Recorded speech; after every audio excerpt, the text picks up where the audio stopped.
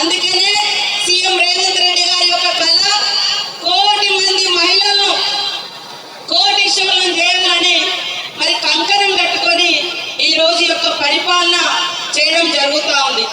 కేవలం మాటలు కాదు, మన ప్రభుత్వం వచ్చినటువంటి 48 గంటల్లోనే మహిళలకు ఆర్థికంగా భారం పడకూడదంటే మరి కనీసం వాళ్ళు అమ్మగారి ఇళ్లకు వాళ్ళకు నచ్చిన గుడికి నచ్చిన ప్రదేశం పోవాలంటే వాళ్ళ మీద భారం పడకూడదు. వాళ్ళ కోరికలు మొక్కులు బిడ్డల దగ్గరికి కొడుకుల దగ్గరికి హాస్టళ్ళకి వెళ్ళాలంటే అని ఉచిత బస్సు ప్రయాణం పెట్టడం జరిగింది. అదే కాకుండా మహిళలకు ఏ బిజినెస్ ఉన్నా వాళ్ళకు డబ్బులు వచ్చేది చూడాలని చెప్పి హాస్టల్లో కానీ స్కూళ్ళల్లో కానీ మనం ఇచ్చే యూనిఫామ్స్ మరి ఎక్కడెక్కడో ప్రైవేట్ ఏజెన్సీలు కుడతా ఉన్నారని చెప్పి మా మహిళలకే ఇద్దామని గత సంవత్సరం మహిళలకు దాదాపుగా 60 లక్షలకు సంబంధించినటువంటి యూనిఫామ్స్ ఇచ్చి 30 కోట్ల రూపాయలు మన మహిళా సంఘం సభ్యులకు మరి బట్టలు కుట్టినందుకు ఆదాయాన్ని ఇవ్వడం జరిగింది.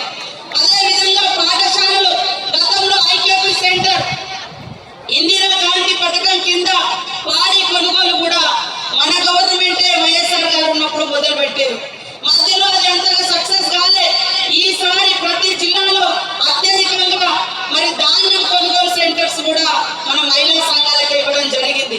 జిల్లా హెడ్ క్వార్టర్ లో ఇప్పుడే పెద్దపల్లి మరి కలెక్టరేట్ పోయినప్పుడు అక్కడ మన సెర్ఫ్ వాళ్ళు కలిసారు, మన మహిళా సంఘాల వాళ్ళు కలిసారు.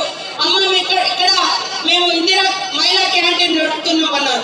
అదే కాదు, ఆ క్యాంటీన్ కు ఇక్కడ ఉండేటువంటి హాస్పిటల్స్ కి ఇచ్చే ఫుడ్ కూడా వాళ్ళకి ఆర్డర్ ఇవ్వడం జరిగింది. అదే విధంగా ఉచిత బస్సే కాదు, బస్సుకు ఓనర్లను చేయడం జరిగింది. ఇలా వేల కోట్ల రూపాయల ఆదాయాన్ని అంపాన్ని నడిపించే సోలార్ విద్యుత్తు ఇవాళ మన పెద్దపల్లి కూడా మహిళల చేతికి ఇవ్వడం జరిగింది. పెట్రోల్ బంకులు ఇవ్వడం జరిగింది, పౌల్ట్రీ ఫార్మ్స్ ఇవ్వడం జరిగింది. అనేకం ఎక్కడ ఏ బిజినెస్ అవకాశం ఉంటే రేపు రాబోయే కాలంలో మహిళలు గోదాములు కూడా మిల్లులు నడిపే మిల్లు ధాన్యం స్టోరేజ్ చేసుకునే గోదాములను కూడా ఇవ్వాలని సీఎం గారు ఆలోచన చేస్తా ఉన్నారు. ఇదంతా ఎందుకు? ఒక స్ఫూర్తి. ఒక ఇంట్లో ఒక ఆడ కూతురు తల్లి సంతోషంగా ఉంటే ఆ కుటుంబాన్ని మొత్తం సంతోషంగా ఉంచగలుగుతారు. తల్లి కష్టపడితే పిల్లల చదువులో కానీ హాస్పిటల్ కానీ పిల్లలకు ఉండే చిన్న చిన్న కోరికలు కూడా తీర్చలేని పరిస్థితి ఉంటుంది. అందుకనే ప్రతి అక్క ప్రతి అమ్మ కోటీశ్వరులు కావాలి, వాళ్ళ చేతిలో డబ్బులు ఉండాలి. అందుకనే ఈ రోజు దాదాపుగా 26,000 కోట్లు 20,000 కోట్లు మన సెర్ఫ్ ద్వారా గ్రామీణ మహిళలకు లోన్ ఇస్తే మరి పట్టణాలలో ఉన్నటువంటి మహిళలకు మెప్మా ద్వారా 6,000 కోట్లు మరి వడ్డీ లేని రుణాలు ఇచ్చి ఈ రోజు ఆ వడ్డీ డబ్బులు కూడా మీకు అందజేసేటువంటి కార్యక్రమమే ఈ యొక్క సంబరాలు. కాబట్టి డాక్టర్ బిఆర్ అంబేద్కర్ గారు అంటారు, ఎక్కడైతే మహిళలు ప్రగతి పదంలో ఉంటారో ఆర్థికంగా శక్తివంతంగా ఉంటారో ఆ సమాజం అభివృద్ధి చెందినట్టుగానే మరి మన రాష్ట్రం అభివృద్ధి చెందాలంటే మన మహిళలందరూ కూడా ఆర్థికంగా ఎదగాలి.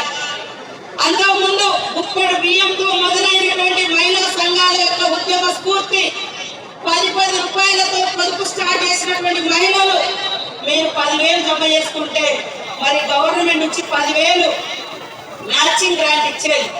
ఈ రోజు 10,000 కాదు, మండల సమైక్య దగ్గర 1 కోటి రూపాయలు ఉంటుంది, జిల్లా సమైక్య దగ్గర 4,000 కోట్లు కూడా ఉంటున్నాయి.